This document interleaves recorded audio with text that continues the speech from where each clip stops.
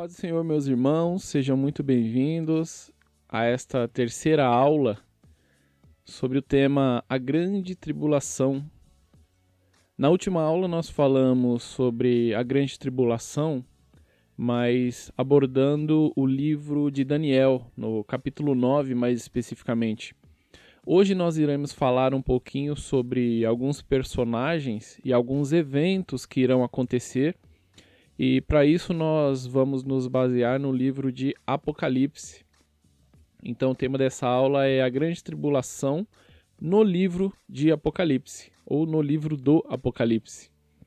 Já agradecendo mais uma vez, nessa última aula, pela oportunidade concedida pela Igreja Siló, a Igreja Cristã, através da pessoa do pastor Eugênio. Deus abençoe. E vamos lá, na última aula nós falamos sobre as divisões da última semana de Daniel, dos 7 anos que encerram as 70 semanas, que somam 490 anos. Se você ainda não acompanhou, quero convidá-lo a acompanhar no canal da Igreja Cristã Siló. E lá você vai encontrar esta segunda aula e também a primeira, né? Esse seminário é composto de 3 aulas. E nós falávamos sobre a última semana de Daniel, que é dividida em 3 anos e meio de paz e 3 anos e meio de grande tribulação. E hoje nós vamos abordar alguns aspectos no livro do Apocalipse. O livro do Apocalipse, ele vai abordar a grande tribulação do capítulo 6 até o capítulo 18. E ali ele apresenta diversos personagens, diversos eventos que acontecerão. E nós iremos tratar não personagem a personagem, mas dos pontos principais para que a gente possa compreender de uma forma bem completa esses eventos que se sucederão. Então, algumas figuras que desempenham os papéis ali neste momento. Uma dessas figuras se encontra em Apocalipse 13, os versos 11 a 13. Veja só o que o texto vai dizer. Então vi outra besta que saía da terra, com 2 chifres como cordeiro, mas que falava como dragão.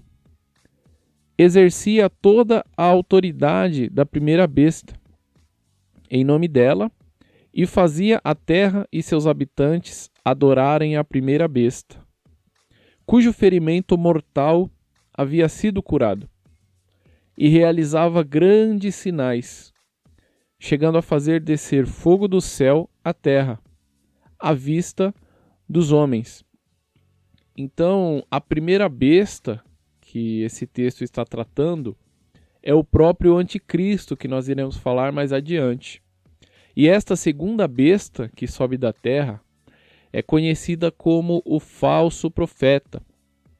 E o texto vai dizer que ela vai exercer a sua autoridade através da primeira besta, ou seja, ela falará em nome do anticristo.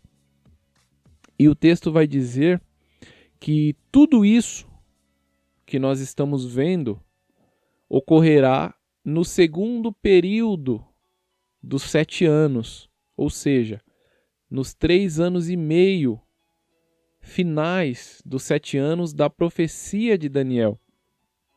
Porque o poder e a autoridade que são concedidos à besta para realizar as suas obras durarão 42 meses, ou seja, 3 anos e meio.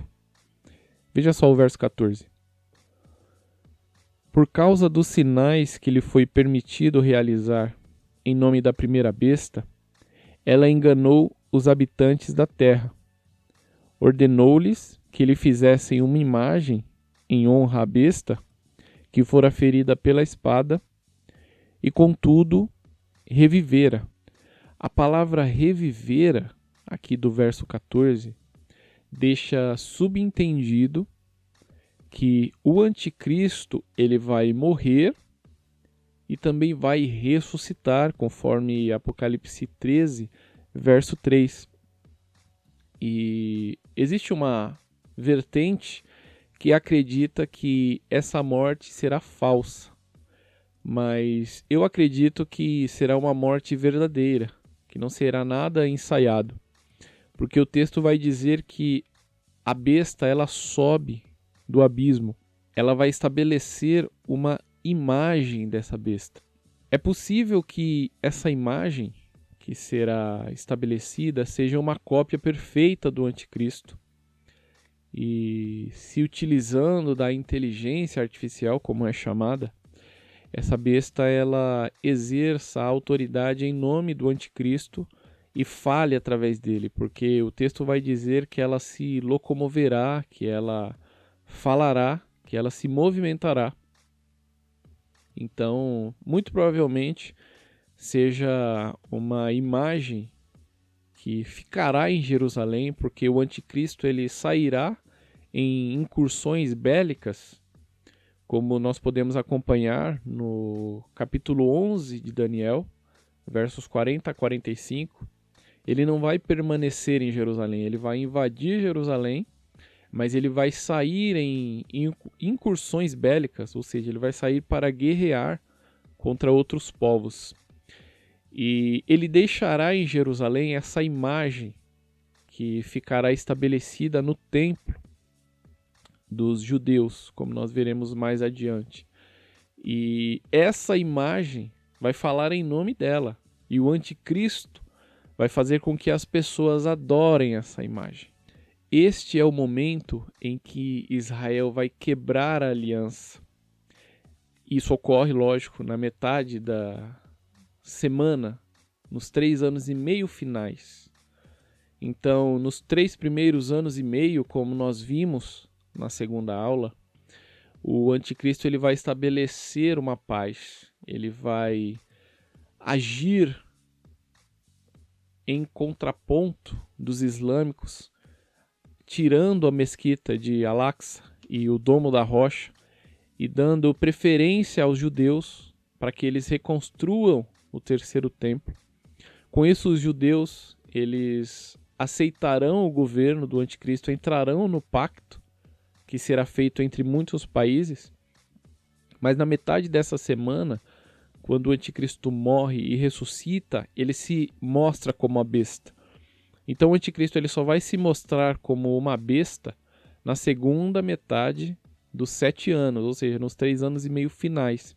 E aí ele invade Jerusalém, ele quebra o pacto e entra no templo e coloca o sacrilégio terrível, como nós vamos ver em Mateus 24, a partir do verso 15 até o verso 21.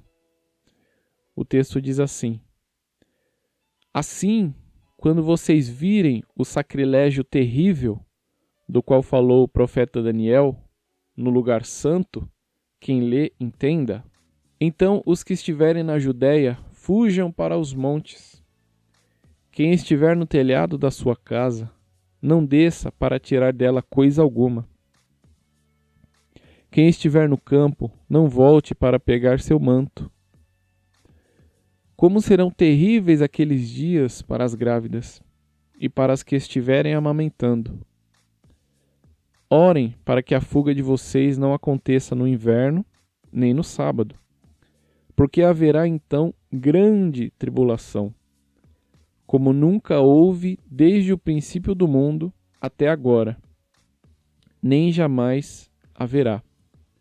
Então este sacrilégio terrível que Mateus relata, aliás, Jesus relata, e Mateus escreve, o sacrilégio terrível que será colocado no templo, e o texto diz, quem lê entenda, como está escrito no profeta Daniel, é justamente essa imagem que o anticristo desenvolverá e deixará em Jerusalém, que será a sede do seu governo, a sede da grande Babilônia.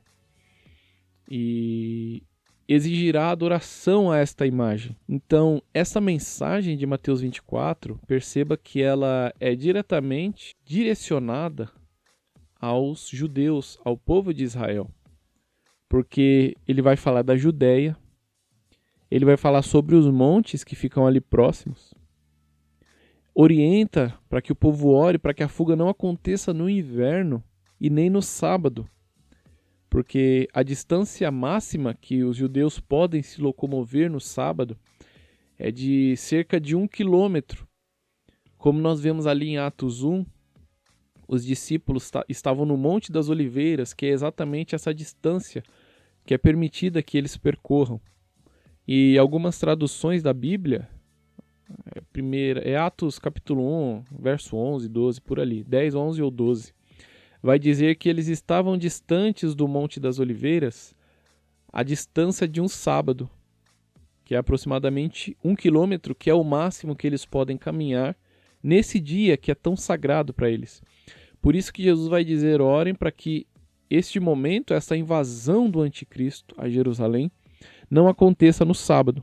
Não será uma perseguição qualquer, porque Mateus ele vai dizer no verso 21 que será uma grande tribulação, como nunca aconteceu no passado e nem jamais haverá depois que ela acontecer. E como nunca houve na história um evento dessa magnitude, com esses detalhes, isso quer dizer que o cumprimento desse texto de Mateus 24 será no futuro. Então, como eu falei, o anticristo ele se revelará como a besta na segunda metade dos 7 anos da profecia de Daniel. E o texto, que mostra um pouco com detalhes sobre este momento, está lá em Apocalipse 13, dos versos 1 ao 3. O texto diz assim: Vi uma besta que saía do mar. Tinha 10 chifres e 7 cabeças, com 10 coroas, uma sobre cada chifre, e em cada cabeça um nome de blasfêmia. A besta que vi era semelhante a um leopardo, mas tinha pés como os de urso e boca como a de leão. O dragão deu à besta o seu poder, o seu trono e grande autoridade. Uma das cabeças da besta parecia ter sofrido um ferimento mortal, mas o ferimento mortal foi curado. Todo mundo ficou maravilhado e seguiu a besta. Então João, o escritor de Apocalipse, ele repara que uma das cabeças dessa besta havia sofrido um ferimento mortal, mas que esse ferimento mortal havia sido curado. E termina dizendo que todo mundo ficará maravilhado e seguirá a besta. Apocalipse 17:8, completando e conversando com isso, o que João escreve no capítulo 13, vai dizer que a besta era e já não é. Está para subir do abismo, e ele encerra da mesma forma, relatando que todo mundo ficará maravilhado por causa disso. Ou seja, os dois textos têm o mesmo significado. Existem algumas aplicações para essa ferida de morte, relatada por João no capítulo 13, verso 12. E como eu disse anteriormente, há a possibilidade dela ter sido inventada, mas por causa da palavra abismo, né, desse termo que o texto vai dizer, ele ou ela, a besta, subirá do abismo. Acredito que por esse motivo esta morte seja um fato, seja uma realidade. Então, o termo abismo no grego, abussos, é aplicado para falar dos mortos, do local dos mortos, em diversos locais do Novo Testamento. Lucas 8:30, Jesus lhe perguntou para aquele homem que estava possesso, na verdade ele pergunta aos espíritos. Jesus pergunta, qual é o seu nome? E eles dizem assim, é Legião, porque muitos demônios haviam entrado nele e imploravam-lhe para que não os mandasse para o abismo. Então, os próprios espíritos malignos imploram para que Jesus não os envie para o abismo, essa mesma palavra, esse mesmo termo grego, que vai dizer de onde a besta surgirá. É um local onde os espíritos malignos temem ser enviados. Outro texto, Romanos 10, verso 7, vai dizer assim: ou quem descerá do abismo? Ele faz uma pergunta. Isto é, para fazer subir Cristo dentre os mortos. Então, esse abismo, ele aparenta, pelos textos do Novo Testamento, aparenta ser um local onde os mortos são enviados, não diretamente para a eternidade, porque a eternidade possui um outro local. Mas antes disso, os mortos, os espíritos malignos, eles estão nesse abussos, que é traduzido por abismo. E Romanos 10:7, que nós acabamos de ler, aponta que Jesus esteve lá. Então, é um termo aplicado ao local dos mortos, podendo ser tanto espiritualmente quanto corporalmente. O importante é que discorre sobre mortos de maneira literal. É ali que Satanás será aprisionado durante o milênio, conforme nós vemos em Apocalipse 20, verso 3. É um local onde as almas ainda são ressuscitáveis, entre aspas. Porque haverá um tempo em que não haverá mais ressurreição. Porque mesmo depois da grande tribulação, os mártires serão ressuscitados para a salvação. Os mortos serão ressuscitados no juízo final para o lago de fogo. Mas neste momento, aqueles que morreram ainda são ressuscitáveis. Uns para a vida eterna, outros para a condenação eterna. Mas todos são ressuscitáveis nesse instante. Mas isso é assunto para outro momento.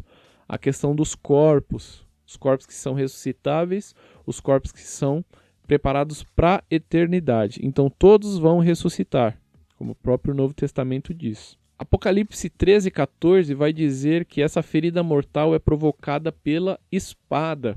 Então o anticristo será assassinado.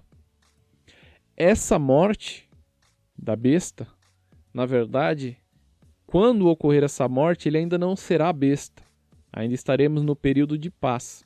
Então é esta morte e esta ressurreição da besta que fará essa transição dos 3 anos e meio de paz para os 3 anos e meio de grande tribulação. Então ele morre como um líder que ainda estabelece a paz e ressuscita como a besta. Por isso que somente os 3 anos e meio finais são citados na Bíblia em todos os momentos, tanto quando vai falar sobre as 2 testemunhas, no desempenhamento do ministério do falso profeta, do anticristo, enfim. Somente a segunda metade dos 7 anos é que serão grande tribulação. É por isso que, na minha opinião, é equivocado chamar todo o período de 7 anos de grande tribulação. Somente os 3 anos e meio finais é que são grande tribulação. Então, depois que o anticristo invadir, ele vai fazer o cerco em Jerusalém, como nós vemos ali em Zacarias 14. Ele invade Jerusalém e Mateus 24, Jesus vai dizer para que eles fujam, sem olhar para trás, sem descer para pegar nada, que eles fujam, porque será um período de terror, um período de perseguições ferrenhas. E nessa fuga, os judeus eles fogem para o deserto. Muito provavelmente, esse deserto onde eles se esconderão é o deserto da Jordânia, além do Rio Jordão. Porque aquele deserto, a Bíblia vai dizer que o anticristo ele não invade. O texto de Daniel 11, 40 a 45, naquele vídeo de Daniel 11, que eu citei na segunda aula, eu explico o local e o porquê que o anticristo não invade a Jordânia, as regiões de Moabe, de Amon, de Edom, são as regiões da Jordânia e o anticristo não invade essas regiões, ele invade Israel, que é do lado de cá do Rio Jordão, e ele desce para as regiões da África. Então o povo judeu foge para lá e se esconde lá no deserto. E o texto de Oséias 2 vai dizer assim, veja só como a palavra ela é clara em declarar estes momentos. Verso 14 de Oséias 2. Portanto, Deus falando com Israel, agora vou atraí-la, vou levá-la para o deserto e falar-lhe com carinho. Ali devolverei a ela as suas vinhas e farei do vale de Acor uma porta de esperança. Ali ela me responderá como nos dias de sua infância, como nos dias em que saiu do Egito, ou seja, com sinceridade. Naquele dia, declara o Senhor, você me chamará meu marido, não me chamará mais meu Senhor. Muito semelhante ao que Jesus diz aos discípulos, né? Ele fala, vocês já não me chamam de Senhor, mas me chamam de amigos, porque um amigo sabe aquilo que o outro amigo faz. Então, este é o momento em que Israel se encontra com Deus no deserto, e ali eles se convertem, e é tão lindo, é tão linda a forma com que Deus trata, de uma forma tão poética, dizendo que ali vocês me encontrarão como nos dias da sua infância. E aí nós vamos fazendo um paralelo com os evangelhos, né? Jesus diz que nós devemos ser como crianças, como na infância. Aquela facilidade em ser ensinado. Diferente dos adultos que já têm o seu ego formado, as crianças, elas têm essa flexibilidade no aprendizado e dão muita atenção àquilo que está sendo ensinado. Então Deus diz que quando Israel fugir do anticristo e chegar no deserto, ela vai ter um encontro com Deus da forma com que eles saíram do Egito, naquele desejo, naquela ânsia de encontrar com o marido. Mateus 21:43 ainda diz assim, eu lhes digo que o reino de Deus será tirado de vocês e dado a um povo que dê frutos, os frutos do reino, porque o reino havia sido tirado de Israel. Quando Cristo vem, o povo de Israel rejeita o Messias e naquele momento eles perdem o direito ao reino. E o reino é passado para a igreja, agora composta por judeus e gentios. Mas Deus tem uma promessa para o povo de Israel que não será para sempre, que haverá essa rejeição. E está lá em Romanos 11, do 25 até o 28. Paulo, escrevendo aos Romanos, diz assim, irmãos, não quero que ignorem este mistério, para que não se tornem presunçosos. Israel experimentou um endurecimento em parte, até que chegue a plenitude dos gentios. Olha só, o arrebatamento da igreja, a plenitude dos gentios. Até este momento, os judeus, Israel estará endurecido. E assim todo Israel será salvo. Como está escrito, virá de Sião o Redentor, que desviará de Jacó a impiedade. Então é muito claro, é muito amplo, são muito amplos os argumentos. Verso 27. E esta é a minha aliança com eles, quando eu remover os seus pecados. Está falando de Israel. Quanto ao evangelho, eles, Israel, são inimigos por causa de vocês da igreja. Mas quanto à eleição, e aqui ele evoca os patriarcas, ele evoca os profetas, ele evoca os juízes, ele evoca as promessas de Davi para Davi, do reino davídico. Quanto a essa eleição, eles são amados, olha só, por causa dos patriarcas, pois os dons e o chamado de Deus são irrevogáveis. Então, aqueles que acreditam que a igreja substituiu Israel estão muito equivocados, porque Paulo ele está falando exatamente para essas pessoas que acreditam que Israel foi substituído pela igreja, porque aqueles de Israel que creem em Cristo fazem parte da igreja, mas não. Paulo está dizendo que eles experimentaram o endurecimento em parte, até que chegasse a plenitude dos gentios, até que se completasse aqueles que fazem parte da igreja. A igreja será arrebatada e então virá a última semana da profecia de Daniel, que era proferida para quem? Para o povo de Daniel, para a cidade de Daniel e para o templo que fica na cidade de Daniel. Então aqui é tudo judeu, não está falando de igreja, não está falando de gentios. A mensagem do Antigo Testamento é muito clara.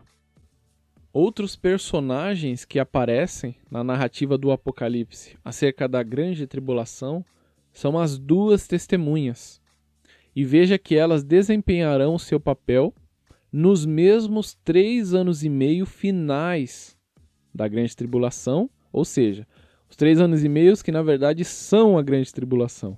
Os 3 anos e meio finais da 70ª semana, dos 7 anos que restam se cumprir da profecia de Daniel.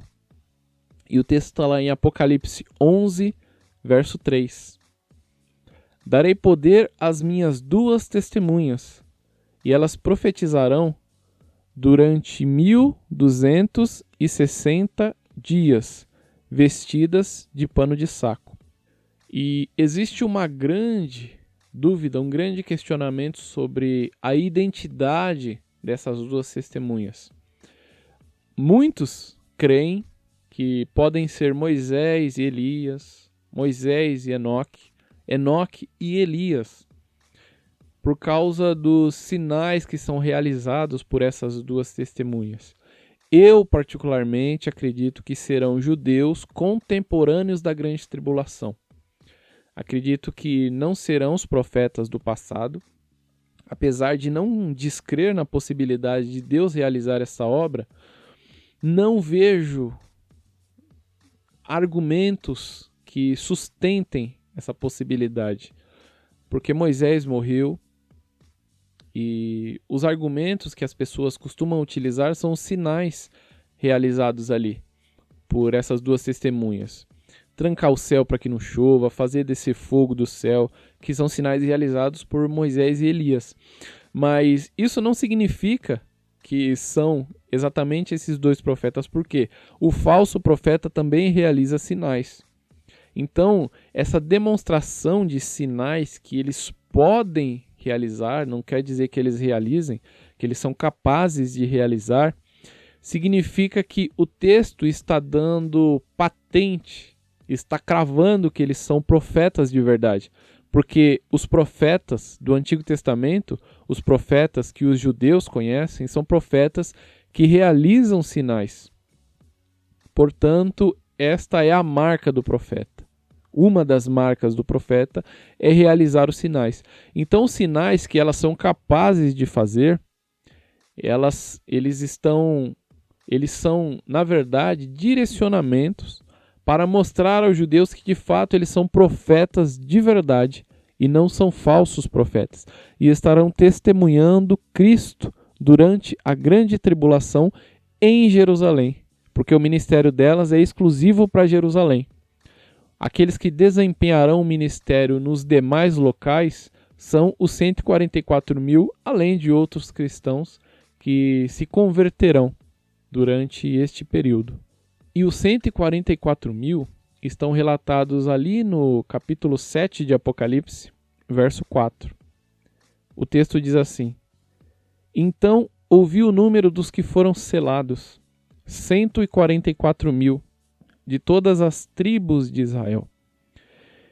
Estes farão parte, estarão dentre aqueles que fugirão para o deserto e se converterão ali no deserto. E eles serão separados especificamente com um chamado, semelhante ao chamado de João Batista, semelhante ao chamado dos 12 apóstolos. Enfim, não são poucos os exemplos daqueles que foram separados para fazer uma grande obra, como nós vemos Paulo também. O texto vai dizer que os 144 mil não terão contato com mulheres. Paulo também não teve, depois que ele foi chamado para o ministério. Ele ficou solteiro, tanto que ele vai dizer ali em 1 Coríntios 7, que É um chamado que ele tem, esse chamado de conseguir não ser casado, de conseguir ser solteiro. Então esses 144 mil serão chamados especificamente para desempenhar esse trabalho missionário durante a grande tribulação. E se um Paulo já fez o estrago que fez, imagine 144 mil Paulos pregando o evangelho neste mundo, sob perseguição, assim como Paulo também desempenhou sob perseguição, tanto que ele morreu de uma forma brutal. Outro detalhe que fará parte deste momento é a marca da besta. A marca da besta que está relatada ali no capítulo 13 de Apocalipse, versos 16 e 17. Também obrigou todos, esse é o falso profeta, obrigando a todos, pequenos e grandes, ricos e pobres, livres e escravos, a receberem certa marca na mão direita ou na testa, para que ninguém pudesse comprar nem vender, a não ser quem tivesse a marca, que é o nome da besta, ou o número do seu nome. Sempre, em todas as gerações, existiram pessoas para adivinhar, pensar que encontraram uma identidade para a marca da besta, ou para o 666, não é? Para o homem que leva o 666 em seu nome. Então nós já vimos diversos exemplos, o código de barras, o chip, o microchip, o novo RG que vai sair contendo todos os dados. Agora foi a vacina da Covid, era a marca da besta. Eu ouvi esses dias que a máscara que nós estamos usando é a marca da besta, porque uma tradução possível para na face, né, que a marca vai na mão ou no rosto, a face pode ser o rosto inteiro, não somente na testa. Então a máscara é a marca da besta. Ou seja, cada geração encontra a sua marca da besta e o seu anticristo, mas todas elas se equivocaram e continuarão se equivocando, porque a marca da besta ela não será uma simples marca escondida, mas ela vai ser apenas uma fisicalidade, ou seja, vai ser apenas uma marca fixa de todo um projeto de poder que vem junto com ela. Então não vai ter como não se saber que essa marca da besta está relacionada com esse líder mundial. Então a marca vai ser, como nós lemos aqui em Apocalipse 13, ela vai ser implantada ao mesmo tempo em que, veja só, dos versos 16, 17 e 18, ao mesmo tempo em que as pessoas são proibidas de comprar e vender, então vai ser ao mesmo tempo, não vai ser apenas uma lei estabelecida aqui e uma ali que pode ser revogada, não, elas vão ser proibidas definitivamente. Será um projeto de controle. Ela virá depois que o anticristo já estivesse manifestado com a besta. Como a besta, então, ele já vai ter aparecido de forma cruel, já vai ter invadido Jerusalém, já vai ter expulsado os judeus, já vai ter implantado o pacto que abrangerá diversas nações. Vai ser ao mesmo tempo em que ele persegue os cristãos, então esse pacto, essa aliança, essa marca virá junto com a perseguição aos cristãos de modo geral, não apenas de modo específico. Então não vai haver liberdade para cristão postar no YouTube que descobriu qual é a marca da besta, quando a marca da besta de fato chegar, não vai haver essa liberdade. E aí o verso 6 de Apocalipse 13 diz assim: ela, o anticristo, a besta, que sobe do mar, abriu a sua boca para blasfemar contra Deus e amaldiçoar o seu nome e o seu tabernáculo, os que habitam no céu. Então essa marca da besta virá junto com a blasfêmia desse líder. Ele vai blasfemar de tudo que se chama Deus e de todos aqueles que representam Deus. Por isso que ele vai perseguir as pessoas. E as duas testemunhas, elas estarão blindadas por causa do poder profético que Deus dará para elas. Porque do contrário, os anticristo mataria elas, como vai matar no final da grande tribulação. Outro verso, verso 8. O anticristo vai ser adorado por todos aqueles que não são convertidos. Então a marca da besta, ela não virá de uma forma velada, ela vai vir com todos esses sinais. Verso 13. E realizava grandes sinais. Esse é o falso profeta, realizando grandes sinais, chegando a fazer descer fogo do céu à terra, à vista dos homens. Haverá um falso profeta realizando sinais semelhantes aos que as duas testemunhas também são capazes de realizar. Então, ou seja, esses sinais não são a marca do verdadeiro profeta, são a marca profética. Aí nós precisamos discernir qual que é o real e qual que é o falso. Verso 14. O falso profeta ordenou-lhes que fizessem uma imagem em honra à besta, que fora ferida pela espada. Contudo, revivera. Foi-lhe dado poder para dar fôlego à imagem da primeira besta, de modo que ela podia falar e fazer com que fossem mortos todos os que se recusassem a adorar a sua imagem. A sua imagem será erguida nesse momento. Não tem como haver grande tribulação sem todos esses sinais, como nós falamos. A inteligência artificial, né, se é que podemos chamar de inteligência de artificial, porque se a inteligência não pode ser artificial. Uma inteligência nunca é artificial. Ela é espontânea. Então, mas enfim.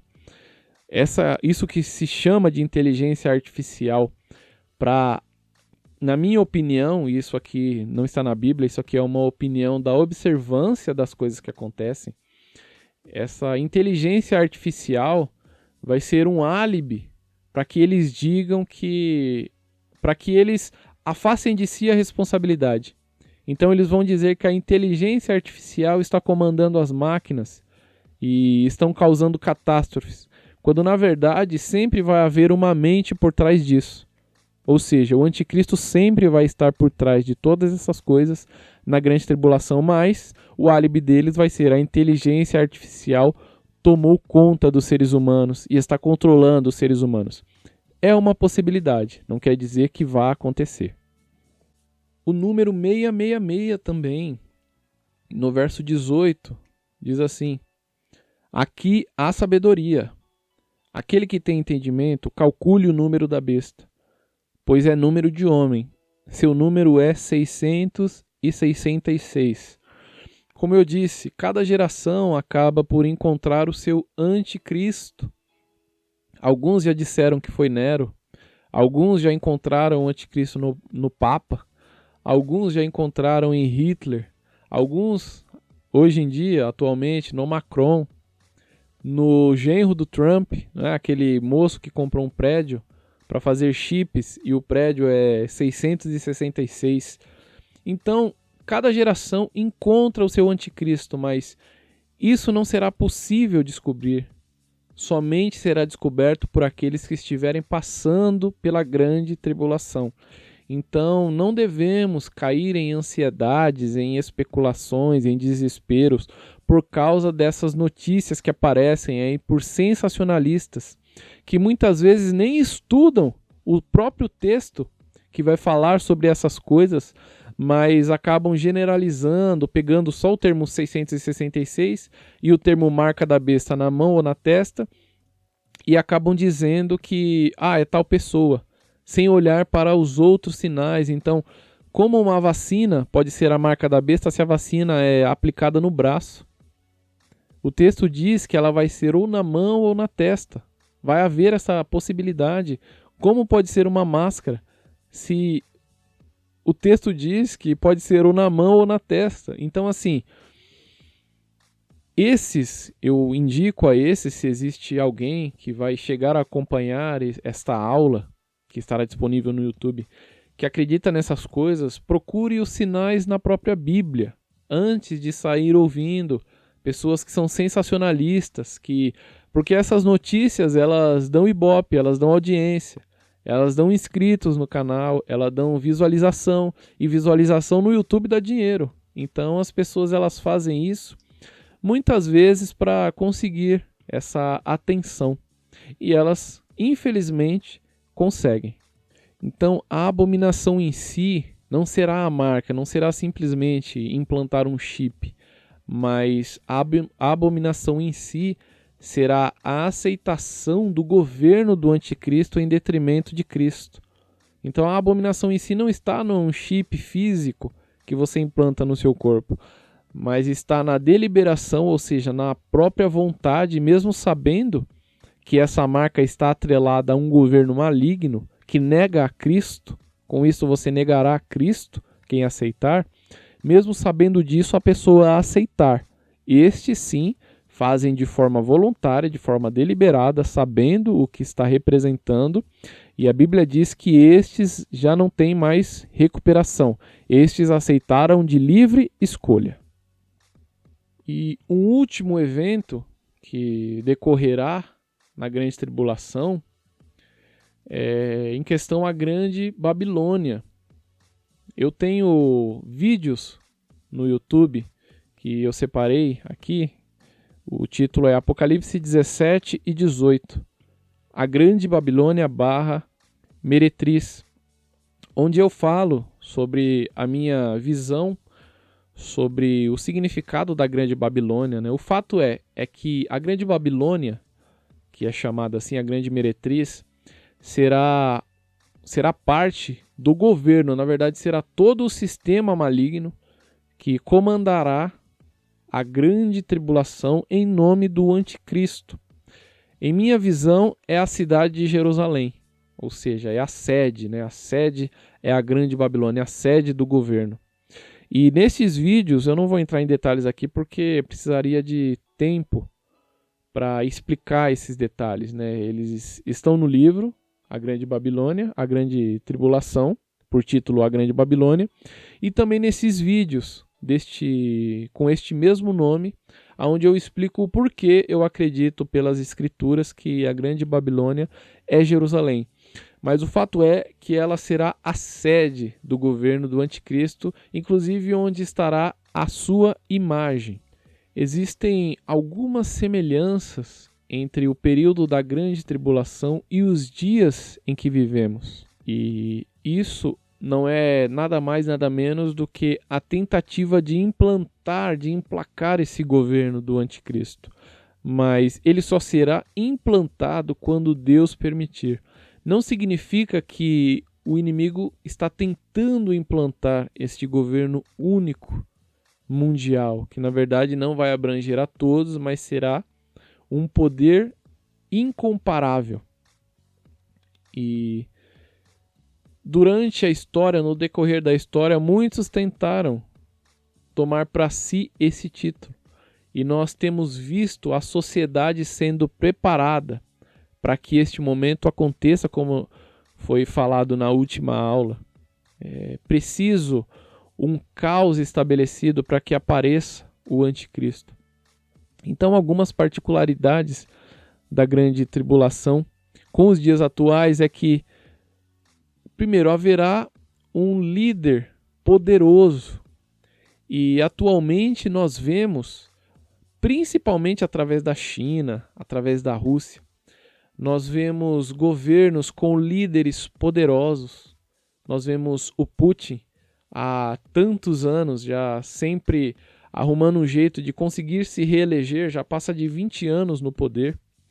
Nós vemos o Xi Jinping com o Partido Comunista Chinês também, há tanto tempo, e já prorrogou agora o tempo de liderança que ele vai conseguir permanecer.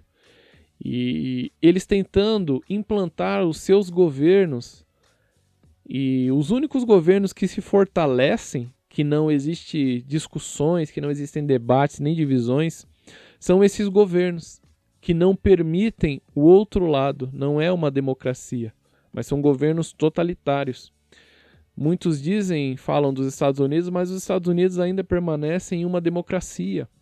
Então o Trump, que muitos achavam que o seu genro era o anticristo, ele foi derrotado pelo Biden. Então isso já mostra que as democracias, elas não se enrijecem, mas é preciso de um governo que não tolere o outro lado, para que este país, para que este governo, para que esse império se fortaleça. E é isso que está sendo preparado, principalmente pelo lado socialista, que não suporta a opinião alheia, não suporta o debate saudável, não é a discussão saudável, mas querem implantar à força as suas vontades. Então, este é uma das possibilidades que nós vemos acontecendo do governo único ser implantado, deste governo forte, que será o mais forte de todos, quando o anticristo fará um pacto com muitos. Nós vemos isto tentando ser implantado, e mesmo através das democracias, tentando acabar com aquilo que fortalece uma democracia. Ainda neste âmbito político, haverá apenas uma ideologia na grande tribulação. E não é isso que o lado comunista velado tenta fazer? Implantar o comunismo de forma agressiva, de forma difamatória. Nós vemos as notícias de pessoas de bem tentando fazer coisas boas e os valores são invertidos, os valores da família. Por mais que você possa não concordar com os valores da família, o que eles fazem não é apenas discordar. Eles querem que todas as pessoas sejam da mesma forma que eles.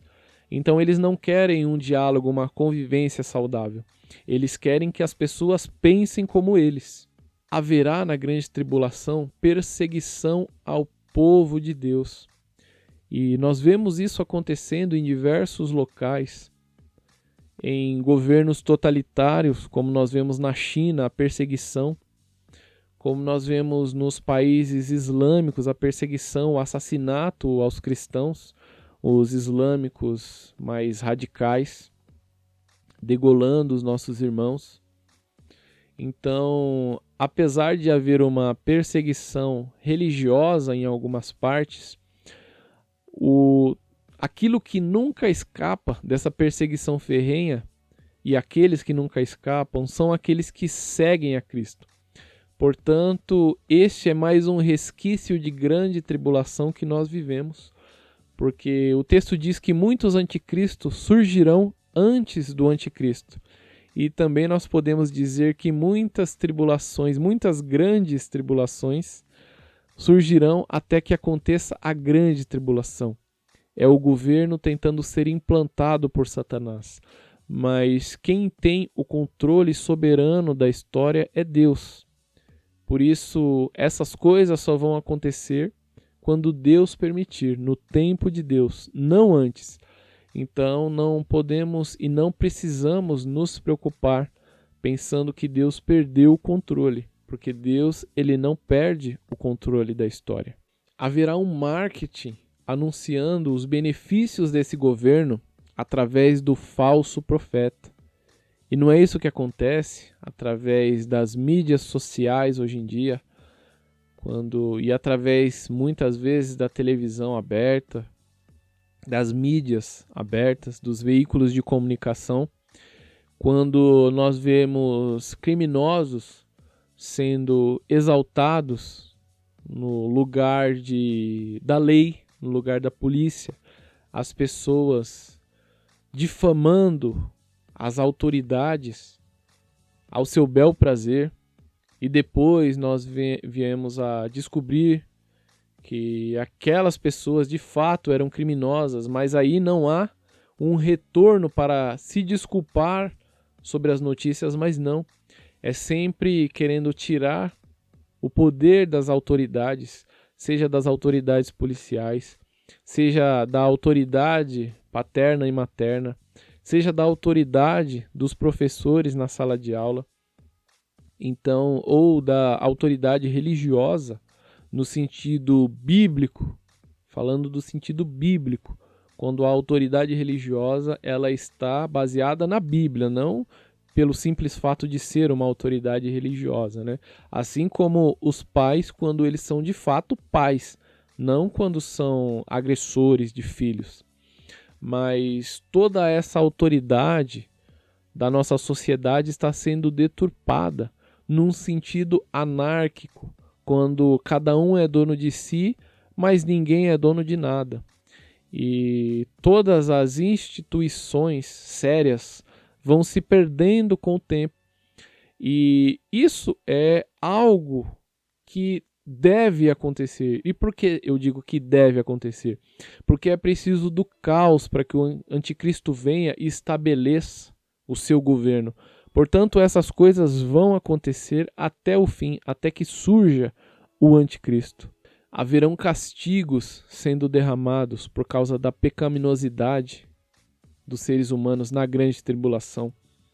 E não é isso que nós vemos acontecendo através de catástrofes naturais, terremotos, furacões, tsunamis, doenças infecciosas. Todas essas coisas são circunstanciadas por causa do pecado do ser humano, que desde Adão, desde o seu pecado, onde morava no jardim perfeito, até hoje, tudo vem se degradando. A degradação física do ser humano, a degradação espiritual do ser humano e o próprio planeta Terra, como Paulo vai dizer em Romanos, que a natureza geme esperando pela expectativa da revelação dos filhos de Deus, porque quando eles se revelarem, Cristo também se revelará e transformará a natureza, retirando este castigo, retirando estas consequências. E é exatamente isso que acontece hoje e acontecerá com muito mais intensidade durante a grande tribulação. E o último sinal e mais importante, independente de todas essas coisas que foram ditas aqui, é importante saber que na grande tribulação haverão aqueles que não se prostrarão perante o anticristo. Haverão aqueles que pregarão a palavra, que pregarão o evangelho eterno. E é isso o que acontece hoje em dia. Apesar de tanta frieza, apesar de tanta escassez de honestidade espiritual, de honestidade nas pessoas, é consolador saber que Deus nunca deixa de ter os seus aqui na terra, de ter os seus, aqueles que buscam, aqueles que oram, aqueles que estão firmados e que estão olhando para a palavra de uma maneira realista, não de uma maneira mágica, não de uma maneira pontual, lendo versículos isolados, mas lendo o evangelho como um todo e se fortalecendo através deste evangelho e levando este evangelho, levando a pacificação que ele nos traz. Portanto, o nosso papel neste momento, aonde nós vivemos, entre aspas, uma das grandes tribulações antes que venha a grande tribulação de fato, é permanecer na palavra de Deus, é permanecer no evangelho, independente que nós precisemos fugir, mesmo que as igrejas desapareçam e nós precisemos estar dentro das cavernas, que o evangelho, como Paulo diz quando estava preso, eu estou preso com cadeias, mas o evangelho está livre. Porque o evangelho, ele não se faz através da exterioridade. O evangelho se faz dentro de nós. E quando nós temos o evangelho vivo em nós, nada pode nos afastar do amor de Deus, porque nós sabemos que, independente das dificuldades e das tribulações, o próprio Senhor está dentro de nós. Nós somos um com Ele. Como Cristo ora a Deus, Pai, eu oro para que assim como eu sou um contigo, que eles sejam um entre eles e eu seja um com eles também. Portanto, quando Cristo está em nós, nós somos um com Ele. E se somos um com Ele, participamos das suas aflições, mas também participamos das suas bênçãos. Participamos da celestialidade. Participamos da salvação eterna e já estamos entronizados com Ele nas regiões celestiais.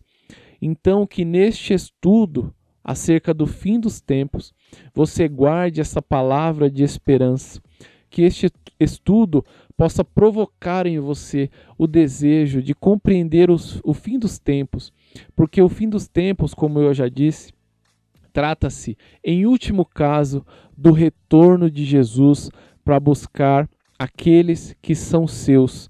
Então, que esta palavra possa trazer um refrigério a você dentro dessa tribulação que nós vivemos, que no final Deus sempre tem o controle da história e sempre retorna para buscar em socorro, em auxílio, aqueles que são seus. Quero agradecer aqui à Igreja Siló, ao pastor Eugênio, a todos que acompanharam essas 3 aulas, que estiveram aqui com paciência, e que eu estarei disponível aos irmãos e nós faremos uma próxima aula de resposta para qualquer dúvida que tenha ficado. Que Deus abençoe a sua vida, fiquem na paz.